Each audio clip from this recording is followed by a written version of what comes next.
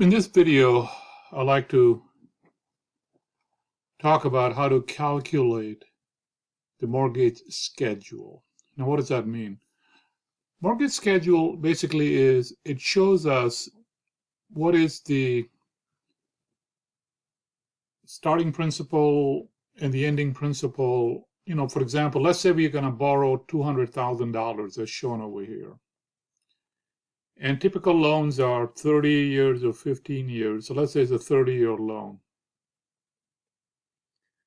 Now, as you learn from the other videos, when you're looking at the periods, in the case of loan payments or mortgage, we do not pay annually, we pay monthly. So the first thing you want to do is to change your NPR and use it as months. So if the loan is for 30 years, that means you'll have 360 days, right? Similarly with the interest, let's say the interest rate is 3%, which would be 0.03 on an annual basis for the mortgage. But again, because we are looking at it monthly, we will basically are going to do it on a monthly. So when I say monthly, what do I mean? Like basically I'm taking this quantity over here, dividing it by 12, as you can see up here. Similarly, for a number of periods, I'm taking this quantity and multiplying by 12 because you got 360 payments. The next thing you want to do is to set up your Excel file. So you got current principal, monthly PMT you're going to pay for the mortgage. And when you are paying that amount to the bank, which is $843 in this example, how much of that is going towards interest?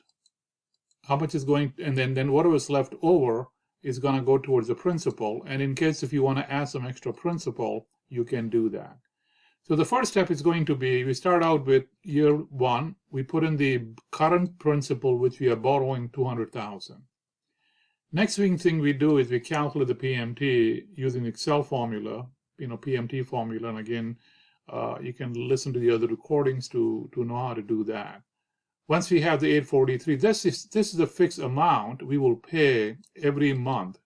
So a monthly amount that we are going to pay the bank doesn't change. What does change is how much of the money is paid towards the interest, and then whatever is left over is going to be going towards the principal. So how is the interest calculated? The interest is calculated by looking at the current principal at the beginning of the month, multiplying it by monthly interest rate, and you will get that number. Another way to kind of look at it, if I can show you, if I look at it from a arrow's perspective, you can see that the formula is taking this number times that number, and it's giving us the answer right here. So that would give us the interest amount for the amount. Now, what is left over is going to be this formula over here, which is going to be 843.21 that we are paying the bank. Bank is charging interest, and what's left over, they're going to put it towards the principal. So how do we get to the principal? The principal is going to be starting balance, subtracting what is going towards the principal. Also add another column, which is over here. In case if you want to pay some extra payments towards your loan, you can do it faster. So when you create the formula over here, it will be current principal. Once you have figured out the PMT, next you figure out the interest we're going to pay, which is going to be the current principal times the monthly interest rate.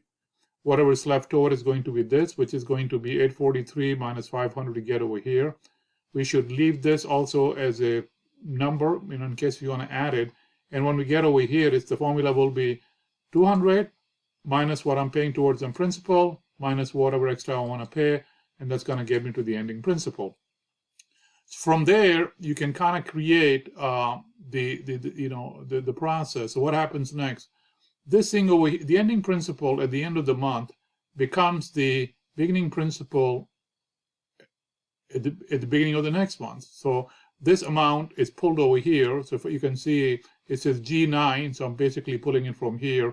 And then I go through the same process. My monthly payment, PMT, is not changing. Once I calculate it, it'll stay the same.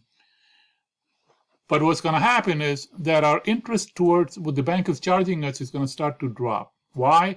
Because we have lowered our principal because we paid some towards the principal. So my principal at the end of beginning of the next month is slightly lower than what I started at the beginning of the last month. And that results basically in slightly lower interest payment, slightly more amount towards the principal.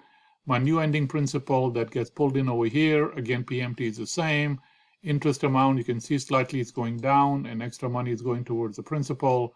And then you come over here. And then you can graphically show this thing. So you can see that if I'm starting my mortgage at 200, over the next 36 months, it'll go to 0. Or the other way to look at it is to kind of look to see the money that we are putting towards the principal initially will be less, but as we are improving, reducing a principal amount, then there will be more money towards the principal and less amount going towards the interest, so see that. So graphically, you can do that.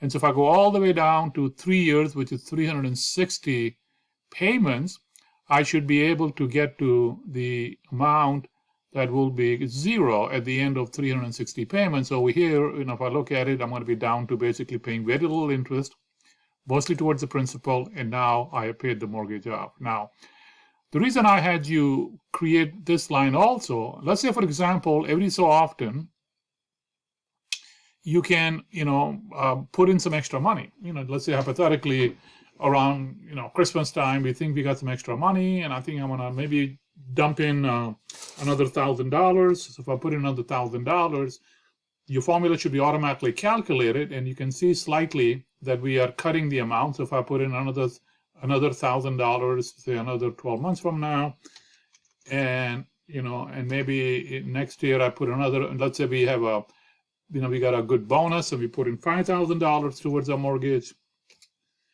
And what happens is, as I go down, you can see that more money I can put in early enough that I will be paying off a little bit earlier. With my mortgage, you can start to see I'm paying it off in 341 months, and then starts to go the other way. So by creating a mortgage schedule, you can do that and kind of keep in mind what is going on, and as far as how you're paying it. So a quick summary: your starting principal payment, you're going to calculate the PMT, you're going to calculate the interest amount, how much goes towards the principal, have a column for extra amount. Ending principal is going to be beginning principal minus towards the principal minus extra payment will give us that amount. Ending principal will become beginning principal for this one, and you're going to continue as you go forward.